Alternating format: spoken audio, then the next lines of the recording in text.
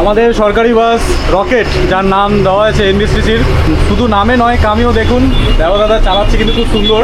এই বাসটা কত বছর ধরে চলছে এমনি? দীর্ঘ বছর, 30-40 বছর।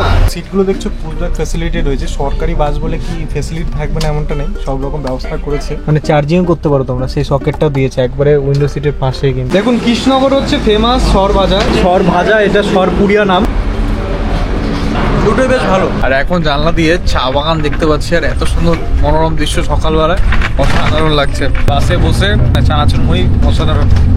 আমরা এতদিন প্রচুর বেসরকারি বাসের নাম শুনেছি কলকাতা থেকে শিলিগুড়ি যাওয়ার, কিন্তু আজকের গল্পটা হচ্ছে টোটালি আমাদের রাজ্যের সরকারি বাসে।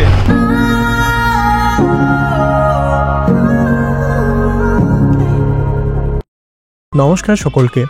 আজকে আপনাদের এমন একটি বাসের সন্ধান দেবো যেই বাসে করে আপনারা খুব অল্প টাকায় পৌঁছে যেতে পারেন শিলিগুড়ি। ট্রেনে যদি টিকিট না পেয়ে থাকেন আর বেসরকারি বাসের প্রচণ্ড ভাড়া হয়ে থাকে, তাহলে এই সরকারি বাসটি আপনার জন্য পারফেক্ট। মানছি এই বাসটিতে বায়ো টয়লেট ফেসিলিটি নেই কিংবা এসি ফেসিলিটিও নেই, কিন্তু অল্প টাকায় যে ফেসিলিটি আমাদের এই সরকারি বাসে দিচ্ছে সেটি অসাধারণ। এই বাসটি প্রতিদিন স্প্ল্যানেড বাস স্ট্যান্ড থেকে ঠিক সন্ধ্যে 6টার সময় ছেড়ে দেয় এবং শিলিগুড়ি পরের দিন পৌঁছে যায় ঠিক সকাল 6টার সময়। কলকাতা শহরের এই সন্ধ্যেবেলায় আলোকসজ্জা দেখতে দেখতে আমরা চলছি শিলিগুড়ির উদ্দেশ্যে। স্প্ল্যানেড থেকে বাসটি সঠিক টাইমে ছেড়ে দেওয়ার পরে আলো নিভে গেল বাসের মধ্যে এবং নীল আলো জ্বলে উঠল। উইন্ডো সিটের ভিউ দেখতে দেখতে আমরা পৌঁছে যাব আমাদের গাড়ির প্রথম হল কৃষ্ণনগরে। সবাই কিন্তু লাইট ফাইট নিভিয়ে ফেলেছে, তো আমরা একটু ভাবছি রেস্ট নিই। তোমার সঙ্গে দেখা হচ্ছে সরাসরি কৃষ্ণনগরে।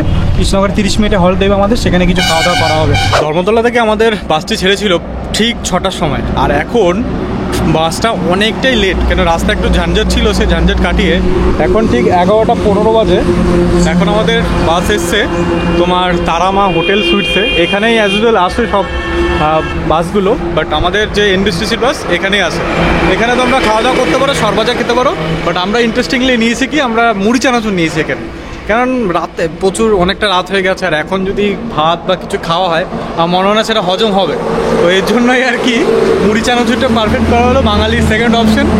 তো এই মুড়ি চানাচুর খেয়ে দাদাভাই মিলে শুয়ে পড়বো। দেখা হবে নেক্সট পয়েন্টে। বললো সকালবেলা মালদাতে দাঁড় করায়, তোমার দেখা যাবে। এখন বাইপাসে রয়েছে আমরা কৃষ্ণনগরে, এটা হচ্ছে প্রথম হল্ট। অন্য বাসে আসলে হয়তো আরও 2-3টে হল্ট পেতাম, বাট এটা আমাদের প্রথম হল্ট বলা যেতে পারে। তো ঠিকই আছে, ওই বাইপাস প্রচুর বাস গাড়ি যাচ্ছে এখান দিয়ে। দেখুন কৃষ্ণনগর হচ্ছে ফেমাস সর ভাজা, এটা হচ্ছে বিখ্যাত। তারামা সুইটসে কিন্তু পাওয়া যাচ্ছে। এটা কিরম কি দাম রয়েছে দাদা? 700 টাকা। 700 টাকা কেজি? ও হয়েছে 700 টাকা কেজি। কি সুন্দর কেকের আকারে বানানো, দেখুন বেশ দারুণ। কিন্তু ছোটো মানে কিরম পাওয়া যাবে কেটে? কত টাকা? 50 গ্রাম। আচ্ছা, তাহলে একটা ট্রাই করান তো, দেখুন তো কত হচ্ছে। চলুন আমরা একটুখানি জাস্ট ট্রাই করবো, দেখবো কেমন কৃষ্ণনগরের সর ভাজা। ট্রাই করার জন্য 2 পিস নিয়ে নিয়েছি সর ভাজা, এটা সরপুরিয়া নাম। তো দেখা যাক কেমন টেস্ট হয় এখানকার বিখ্যাত এই সর ভাজা। দারুণ, সরপুরিয়াটা দেখি কেমন টেস্ট।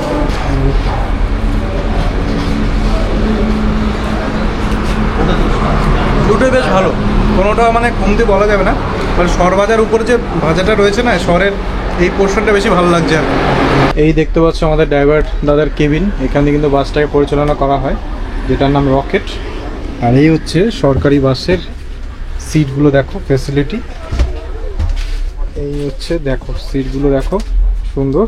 আমরা কিন্তু এনবিএসটিসির যে অ্যাপস আছে ওখান থেকেও কাটতে পারো, কিংবা রেড বাস থেকে কিন্তু কাটতে পারো।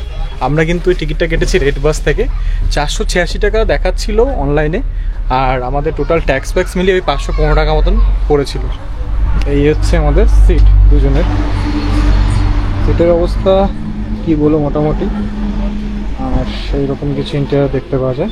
ব্যাগ প্রথমে হচ্ছে এই সিটগুলো পুরো হেলে যায়, এই যে এই সুইচটা চাপ দিলেই পুরো সিট কিন্তু হেলানো যায়। দারুণ ফ্যাসিলিটি। তো সিটগুলো দেখছো পুরো ফ্যাসিলিটি রয়েছে। সরকারি বাস বলে কি ফ্যাসিলিটি থাকবে না এমনটা নেই, সব রকম ব্যবস্থা করেছে। যাই হোক, অনেকটাই পুরনো বাস। এখানে মোবাইল হ্যাঙ্গার একটা দিয়েছে, এখানে জানি না কিসের জন্য দিয়েছে এটা। এখানে যা অবস্থা ভাঙাচোরা দেখতে পাচ্ছ, যাই হোক পেপার রাখার জন্য মানে দিয়েছিল। আর যেটা দেখতে পারলাম এখানে কিন্তু মানে চার্জিং করতে পারো তোমরা, সেই সকেটটাও দিয়েছে একবারে উইন্ডো সিটের পাশেই। কিন্তু এরকম সিটের কিছু কোয়ালিটি বেশ ভালো, কিন্তু পুশব্যাক তোমরা পিছনে পুরো হেলে দিতে পারবে। এখানে সুইচটার দাবলাই এই দেখো পুরো না একটাই, তুমি কমফোর্টেবলি এবার শুতে পারো আরামসে, তুমি শিলিগুড়ির পথে যাবে, কোনো চাপ হবে না।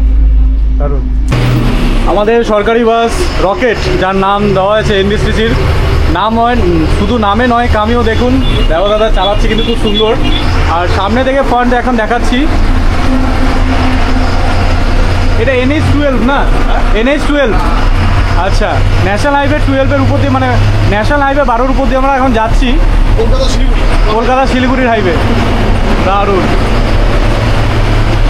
এই যে কৃষ্ণনগরতে ক্রস করছে এখন শিলিগুড়ির দিকে।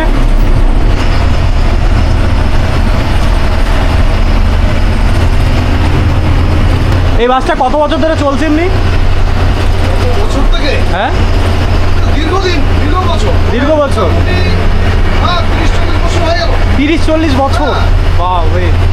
কলকাতা হ্যাঁ, সত্যি আমরা এতদিন মানে প্রচুর বেসরকারি বাসের নাম শুনেছি কলকাতা থেকে শিলিগুড়ি যাওয়ার, কিন্তু আজকের গল্পটা হচ্ছে টোটালি আমাদের রাজ্যের সরকারি বাসে, মানে এই সরকারি বাসে করে আমরা যাচ্ছি শিলিগুড়ির উদ্দেশ্যে, যেটা সন্ধ্যেবেলায় 6টার সময় ছাড়ে ধর্মতলা থেকে, আর ট্রেনজিং নর্গে বাস স্ট্যান্ডে ঢোকায় প্রায় সকাল 6টা, তাই তো? 6টা 6:30, মানে অলমোস্ট 12 থেকে 12:30, এই 12.5 ঘন্টা কিন্তু লাগে আমাদের শিলিগুড়ি পৌঁছাতে। বেশ দারুণ বাস। তো চলুন সকালবেলায় কোথায় দাঁড়াচ্ছে সেটা আপনাদের দেখাবো, কিন্তু রাতের পর আমরা শুয়ে পড়বো।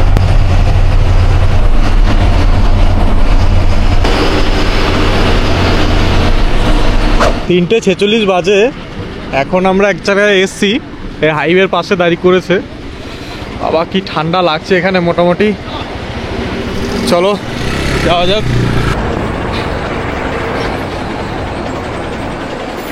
মর্নিং বন্ধুরা, বর্তমানে এখন কোথায় আছে আমিও জানি না, নর্থ বেঙ্গল ঢুকে আছি এটুকু তো জানি। আর এখন জানলা দিয়ে চা বাগান দেখতে পাচ্ছি, আর এত সুন্দর মনোরম দৃশ্য সকালবেলায়, অসাধারণ লাগছে। আর সকালবেলা একটু ব্রেকফাস্ট করবো, তো বাড়ি থেকে এনেছিলাম মুড়ি চানাচুর, এই যে ওটাই সবিকটা আমি খাচ্ছি। এবার ঘুমটুম হয়েছে? হ্যাঁ, সরকারি বাসে প্রথম জার্নি কেমন লাগছে? আমার প্রথম না, এর আগে এসছিলি? আচ্ছা, ও এসছিল বলছে, কিন্তু এটা আমার প্রথমবার ট্রিপ। বাট বাসে বসে মানে চানাচুর মুড়ি অসাধারণ। আমরা এখন চলে এসেছি শিলিগুড়ির ট্রেনজিং নগর বাস স্ট্যান্ড। তো এখানে এই আমাদের বাস রকেট দেখতে পাচ্ছ, বাসটা কিন্তু সুপার ট্রেন এনেছে আমাদের। তো প্রত্যেক দিন আর কি সকালবেলা 6টার সময় তো ঢুকিয়ে দেয়, ওখান থেকে ধর্মতলা থেকে সন্ধ্যে 6টার সময় ছাড়ে, আর সকালে 6টার সময় ঢুকিয়ে দেয়। কিন্তু একটু রাস্তায় ট্রাফিক জ্যাম আর একটা অ্যাক্সিডেন্টের কারণে একটু লেট হয়েছে। বাসটা তোমার আজকে পৌঁছালো 7:39। খুব ভালো লাগলো, মানে বললাম না যে নামে নয় কামেও, কিন্তু যা টেনেছে আমাদের অনেকটা, মানে কোথায় ঘুমিয়ে গেছি বলতে পারবো না, কোথায় নামিয়েছে। তো এনবিসির ম্যাক্সিমাম বাস দেখুন কোচবিহার থেকে শিলিগুড়ি সব। আর এটা পুশব্যাক যেহেতু ফেসিলিটি ছিল, তো আরামসে আমরা ঘুমাতে পেরেছি। অনেক চেয়ার কার যে ফেসিলিটিগুলো আছে ওই কারে তোমাদের একটু অসুবিধা হতে পারে, বাট এই বাসটায় সেরকম কোনো অসুবিধা হবে না, এটুকু গ্যারান্টি বলতে পারি। তো ভাড়া নিয়েছে আমাদের 486 টাকা। আর রেড বাস থেকে যে আমরা কেটেছি সেটা একটু ট্যাক্স কেটে 515 টাকা মতন কেটেছে।